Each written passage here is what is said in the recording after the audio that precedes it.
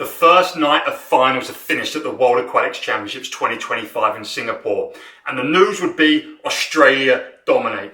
It was so exciting, and there was highs from some national teams. I thought the Germans were extraordinary, as were the Australians. But on the flip side, it looked like the Americans really struggled. And I'm really sad to report that this may be due to an illness infiltrating their team camp, in opposed to ill preparation, which is one thing versus another. And I always want to see these high-stake meets competed at by the highest level competitors at their best physical peak. And it's a real shame that I don't want this meet tarnished by these illnesses, but it definitely looks like some of the swimmers aren't looking quite right in the water. I do want to announce before I go into the finals recap that I will be doing a heat recap and a final recap every single day of the World Champs, so subscribe if you want to see that, as well as a live show with some co-commentators during the finals every night. On top of that, I've just announced that I'm doing a 50% off discount code for anyone who wants to try out Raw Speed membership. That's 50% off for the first month using discount code Singapore with a capital S, 50, Singapore 50 with a capital S. And also, to celebrate the amazing relays that we just witnessed, and we'll get to them in a second, the 12 weeks of 100 race pace program is on a once special of £53.05.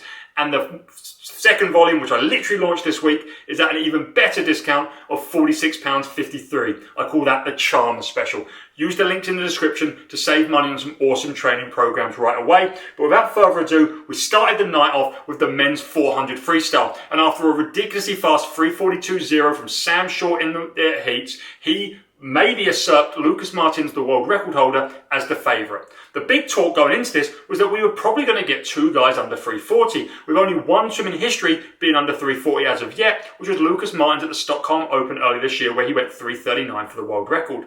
We did not get a 3:39 or even a 3:40. Sam Short led early. Lukas Martens led early up until the 200 mark, where Sam Short usurped him for the lead, having really pushing on that third 100 with splits of 28.4 and 28.4. Martens seemed to soak him up, and then his legs started kicking on the third 100, and he rocketed for a small marginal victory of 0.02 with a 3:42.35 to Sam Short's 3:42.37. Sam Short would be disappointed, to say the least, because he swam faster in the morning. And everyone out there who's watching this that still swims, going faster in a final is a skill and a necessity. If you go faster than you did in the heats or the semi-finals, there is a much higher chance that you win something, be it a medal, and going to PB helps that even more. Bronze was not far back with the fast closing Kim Woo-min, who had the best last 50, well, of the top four, with a 27.6 closing speed to go a 3:42.6, just 0.25 off the win for bronze. Peter Mitzin, the young Bulgarian, looked really good, sitting in the top three for the first 250 before fading back for 7th.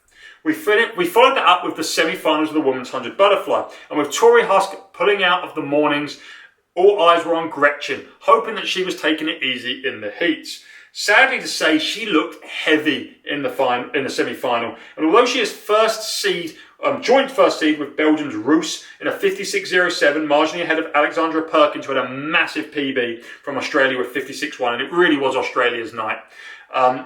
The 56.0 Gretchen swam was well off her best of 54.6 early this year, which of course is the world record by a country mile.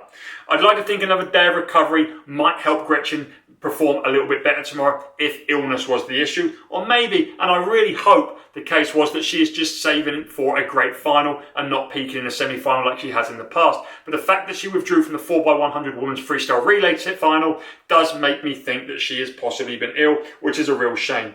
Yu Yatin was the 8th through to the final with a 57.11, narrowly out-touching Tessa Gill for that last spot. We've also got the defending champ Angelina Kohler from Germany in the final, as well as Zhang Yufei, who we've seen have massive success in previous international meets. We followed up with the men's 50 butterfly, and the first semi-final was fast. In fact, 7 in the first semi-final went 22. Only one person went 23 plus. And when all was said and done, joint 5th in the semi-final 1 ended up being joint 7th overall to make it back to the evening. We had Noe Ponte narrowly beat Ben Proud in heat semi-final 1 with a 22.72 to a 22.74, a PB and British record from Ben, whose start was phenomenal. We also saw Chacon, Diogo Ribeiro, Gui Caribe and Luca Armbuster make it back, and Maxime Grousset smashed the second semi-final with a monstrous 22.61, a new French record. That was a great swim, and he is in pole position and lane 4 for tomorrow night's final. The big shock though was Ilya Karun, one of the favourites, coming 9th with a 22.92 to miss out on the final by 0.1. He will be missed in the final, and unfortunately we won't see if he had more to give come that race. We then had the second final of the night, the women's 400 freestyle, and obviously a hotly contested one, with Summer McIntosh, of course, once again going head-to-head with Katie Ledecky. And the big sort of storyline here was obviously Summer McIntosh, the world record holder. She's broke it twice and still holds it to this day with a 3:54.1, a crazy swim from trials, but has never won a world or Olympic title in this event.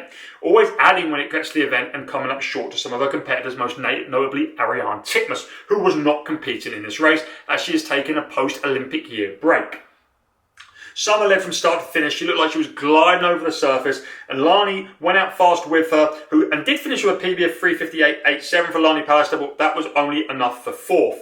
The big talk, though, was after Summer McIntosh finished in 3:56.2, 2 seconds adrift from her PB, but only her 3rd fastest swim of all time. Bingjie, who had sat in 4th the entire race until the last 50, closed so damn fast, 28.67, to overtake not just Lani for the bronze, but also Katie for the silver medal.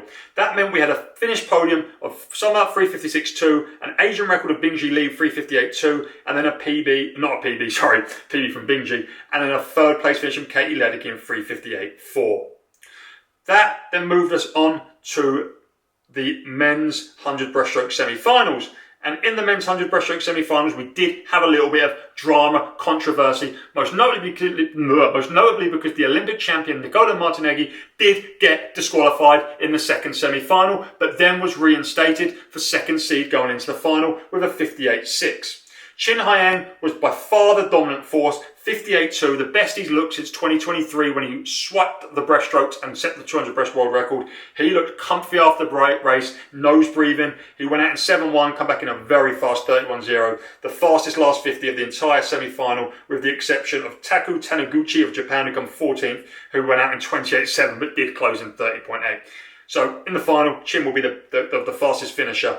The fastest first 50 was from Ludovico Viberti, the fastest in the world this year for 50 breaststroke, although he won't be competing in that event. He went 58.8 for 3rd, Nicola was 58.6, and we had a 4:58 from Lukas Martens, who was 58.9, just on his PB of 58.7 from the morning prelims.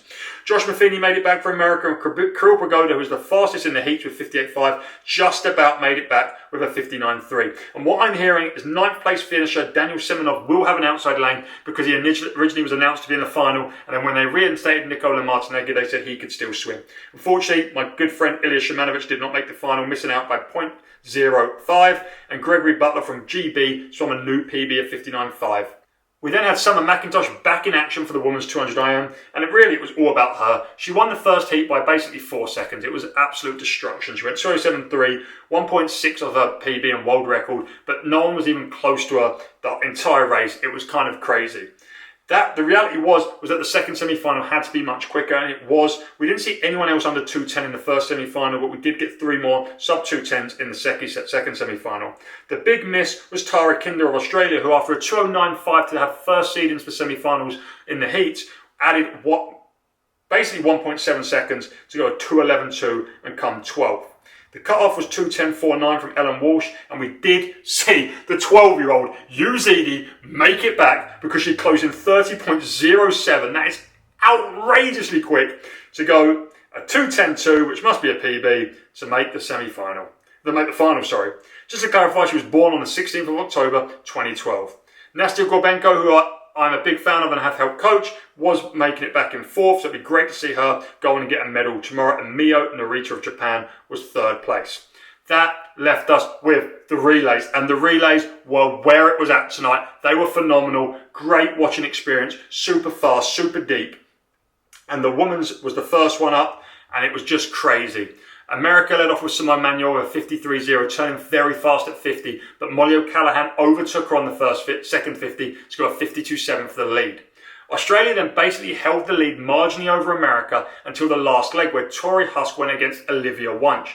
Tori Husk blazed to 24-7 to feet to take the lead with 50 to go. But once fought back, swung past her after getting overtaken on the first 50 to win it for Australia, splitting a 53.0 to 52.8 from Tori. The fastest split in the whole field was 51.6 from Marit Steenbergen, who did indeed get the bronze medal for Netherlands. We also got a 51.8 from Meg Harris on the second leg of Australia, and we got a 51.9 on the second leg from America with Kate Douglas. It was a crazy race, and America unfortunately couldn't use Gretchen Walsh due to what seems to be illness, and I really think that might have changed the outcome of the race, but we'll never know, and we can't dwell too much on the past. We finally had the last race, the men's 4x1 free, and I love this race because it really sets up the rest of the meet and shows what sort of form some of the big players are.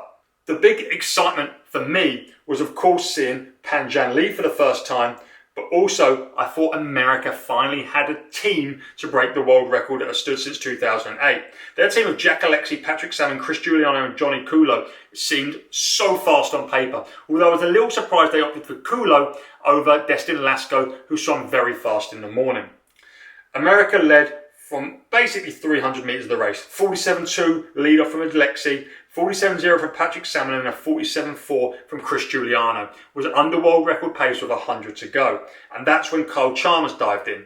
Kyle Chalmers dived in third place after a 47.7 from Southern, a 47.0 from Taylor and a 47.6 from Giuliano. And then with 50 to go, he was already winning. 22.0 to the feet, 46.5, Australian record, championship record, 3:08.97, 0.6 off the world record. Just a crazy swim for Australia. And to top that off, Italy, who had an incredible lineup, a 47.7 from Carlos D'Ambrosio. I only know him because he went 47.9 this morning, and now he's going 47.7, followed by Chekon 7.1, 7.3 from Zazeri, and Frigo overtook Kulo to get the silver medal with, unfortunately, America finishing in 47.9 from Kulo for fourth place. The GB team looked great in fourth with 3:47s, although it wouldn't be enough to challenge USA. And of course, I should mention Bingjie Lee had the second fastest split in fifth with a 46.6. I think he's in pretty good form, and I've heard rumours that he's really going to go after the 200 freestyle at this meet. He's not going to mess around in the heats, and he's going to try and win it all. I hope you enjoyed this finals recap. As I said, make sure you subscribe. I'm doing heats and finals recap and live shows every final session this whole week of World Championships. And as I mentioned, Singapore 50 for 50% off your first month of raw speed, and Wunsch and Chalmers discounts on the 100 race pace programs I have on my website. So if you want to get faster at 100 metre events, like these guys in the relays, check them out now and get a massive bargain. Thanks for watching, and I'll see you on the next one.